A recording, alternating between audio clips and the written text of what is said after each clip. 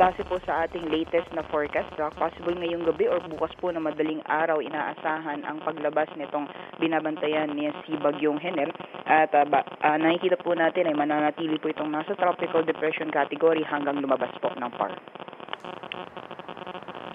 Sa ating pagpaya naman po, dahil na nasa kalupaan or malapit pa rin po sa kalupaan itong binabantayan na bagyo, ay nakataas pa rin tropical cyclone wind signal number 1 sa western sections ng northern Luzon, dyan po sa mga lalawigan ng Ilocos Norte, Ilocos Sur, La Union, pati na rin sa western portion ng Pangasinan. So mararanasan pa rin po yung mga bugso ng hangin na dala nitong binabantayan na bagyo.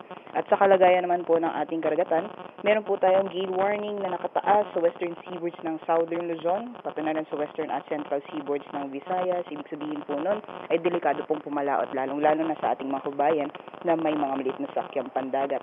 Samantalang patuloy pa rin po natin binabantayan itong bagyo na nasa labas po ng ating Philippine Area of Responsibility na may international name na Pulasan.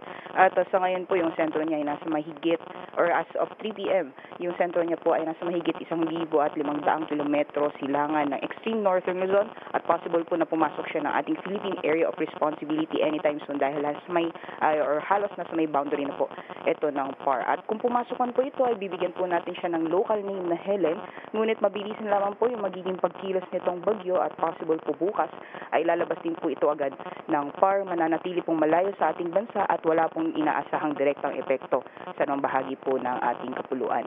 Although sa ngayon po magpapatuloy pa rin yung mga pag-ulan dulot ng epekto ng hanging habagat. Also for this week, ay asahan pa rin po natin na magpapatuloy yung mga pag-ulan, lalong-lalo na po sa may kalurang bahagi ng ating bansa.